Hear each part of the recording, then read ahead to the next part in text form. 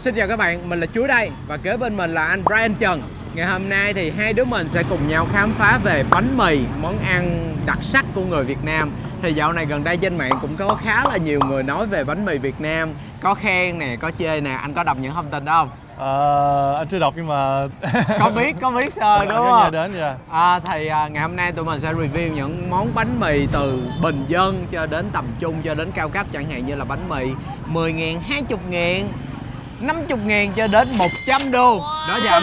Đó giờ anh ăn bánh mì 100 đô chưa? Chưa phải ăn 100 đô luôn á. Ok, ngày hôm nay thì tụi mình sẽ cùng nhau trải nghiệm để ăn thử nha. Nhưng mà đầu tiên em muốn phỏng vấn anh về kiến thức bánh mì. Theo anh, bánh mì là món đặc trưng của Việt Nam nha. Anh biết nguồn gốc của món bánh mì không? Đó giờ anh chỉ biết bánh mì là của người Việt Nam thôi, chứ nguồn giống như từ tỉnh nào, từ miền nào anh chưa biết. Thì ở này bật mí sơ luôn dành cho những bạn nào chưa biết, thì bánh mì có nguồn gốc xuất xứ từ nước Pháp. Thì chứ không phải Việt Nam.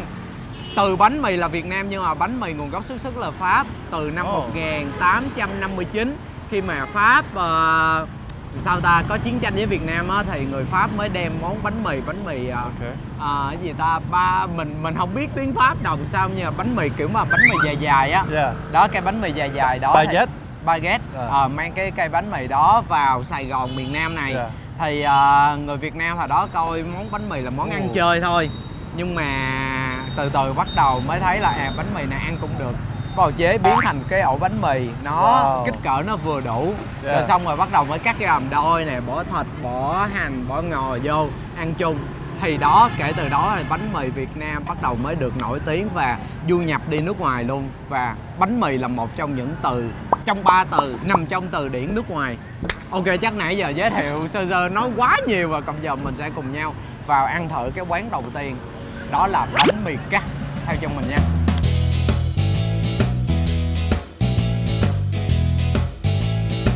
Đây bây giờ mình sẽ ăn quán đầu tiên bánh mì cắt. Anh thấy bánh mì này lạ không?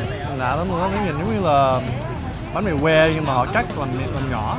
Bình thường thì anh thấy là một ổ bánh mì sẽ bỏ thịt vô đúng không? Còn ngày bánh mì tách ra làm đôi, cắt, bỏ pate vô. Thì bánh mì này gọi là bánh mì sắt hoặc là bánh mì cắt.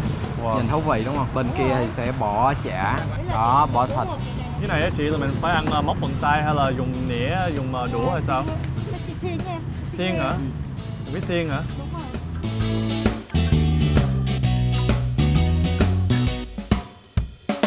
Hiện tại là mình đang có mặt tại ngã tư Nguyễn Trung Trực với Lê Thánh Tôn. Thì trên tay mình đây đang cầm một ổ bánh mì cắt. Mình và anh Brian bây giờ sẽ ăn thử nha. Hai anh em đã coi qua cách chế biến rồi, nó khá là lạ.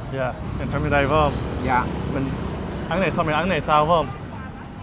Anh ăn sao cũng được hết, anh thích ăn cách nào anh ăn cách đó. Chẳng hạn như em giờ em chơi bất là em lấy thịt em ăn hết vừa bánh mì lại. Đây, miếng bánh mì thì bên trong sẽ có pate, ở trên là có chà bông chấm với tương ớt cay cay. Ở đây có nem nè. Cái này chả cá phải không? Không, cái này không phải chả cá mà là cải quế. Đây có giò nè, phần thịt giò. Brian thấy ăn bánh mì này á, nó giống như là những cái nguyên liệu nó giống như một cái bánh mì bình thường, nhưng mà cái cách họ cắt và mấy miếng thịt nó to hơn á, thì cái cảm giác ăn nó khác á, kiểu mình được nhai nhiều hơn á, đã hơn, nó đã hơn á. Ok, còn bây giờ mình sẽ cùng nhau đi qua quán bánh mì tiếp theo. Đó chính là bánh mì gì thì hãy theo chân mình nha. Quán bánh mì thứ hai mình sẽ giới thiệu cho các bạn đó chính là bánh mì hình hoa. Thì hiện tại là mình đang có mặt tại địa chỉ 26 Lê Thị Riêng. Thì bánh mì ở đây có giá là 47.000 một ổ. Quán này sẽ bán từ 2 giờ 30 cho đến 11 giờ đêm. Thì ngày hôm nay mình và anh Brian sẽ ăn thử cái ổ bánh mì có giá nó hơi trung bình một tí. Nói chung là nó mắc hơn bánh mì bình thường đó, nhưng mà trung bình thôi. Để coi thử coi bên trong nó có gì đặc biệt nha. Alright, let's do it.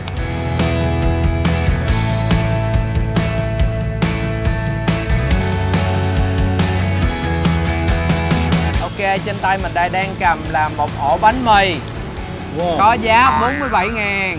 Đây, mình nửa ổ, anh Brian nửa ổ. Tại mình biết là mình với anh Brian thế nào cũng không ăn hết cái ổ này. Cái này rất là to luôn á. Nhìn bên trong thì có rất là nhiều topping. Có dưa leo nè, có thịt nguội nè. Pate nhìn ngon quá ha. Pate theo em biết thì nhớ ở đây là tự làm luôn á. Tự làm luôn rồi Dạ. Thử nha. Bánh mì rất là giòn. Cái tay mình cầm á là phải cầm chặt lắm tại nó bự. Mình có đè nó xuống mình mới ăn được chứ nó to quá. Cái điểm mà em thích ở quán bánh mì này á là có rất là nhiều thịt và khi mà được xếp chồng lên nhau, khi mà mình cắn một phát á thì cảm giác thịt nó trong miệng mình rất là đã. Ngoài ra thì cái phần vỏ bánh mì ở ngoài á rất là giòn. Pate ở đây cũng béo nữa. Anh thì thích cái phần họ để cái hành xanh á, tại vì anh rất là thích ăn hành xanh. Và bình thường anh thấy bình thường bánh mì không có chỗ nào cũng để hành xanh á. Thịt nhiều lắm các bạn ạ. Ok, còn bây giờ thì mình sẽ tiếp tục di chuyển qua quán bánh mì tiếp theo. Đó chính là bánh mì 100 đô. Theo chân mình nha các bạn.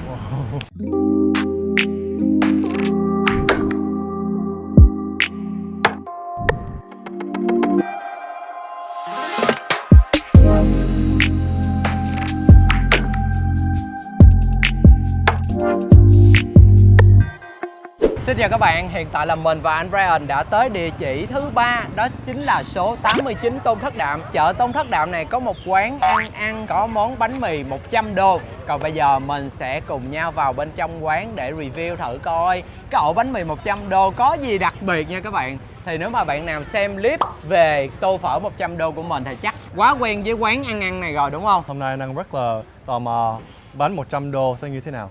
Dạ ok, theo em nào. Let's do it.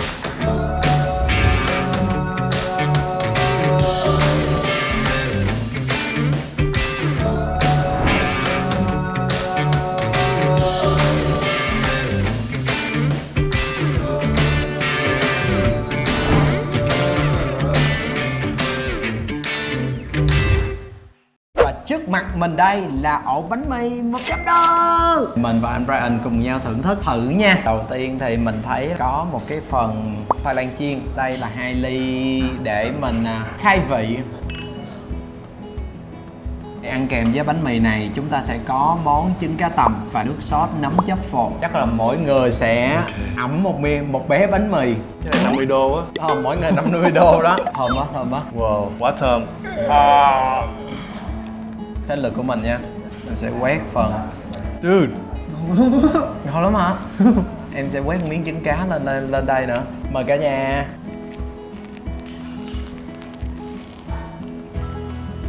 Cái này mình cảm nhận được từng lớp luôn bạn. Đầu tiên á là vị béo của cái nấm chất phột. Sau đó thì khi mà em cắn đến lớp chả và tiếp đến cái vị mà đậm nhất á chắc là cái phần mà bacon á, có thêm một lớp muối tiêu ở trên nữa. Tiếp đến là cái phần mà gan ngỗng á, và có nước mắm nữa, nước mắm trộn với những cái loại rau á. Bạn rất là thích cái phần gan ngỗng, rất là mềm và thơm và béo nữa. Và cái phần cà chua nó để cân bằng lại cái phần béo của cái gan ngỗng. Và bánh mì nó có thêm một cái nữa là nó giòn. Ai nói bánh mì Việt Nam như thế nào chứ mình thấy bánh mì Việt Nam vẫn là số 1. Và anh có biết không, bánh mì là được xếp vào top 10 street food thế giới luôn á. No way, really? Dạ đúng, chính xác luôn. Đó là 10 món mà nên thử khi mà ăn những cái ẩm thực đường phố á. Bay mới biết luôn á. Dạ.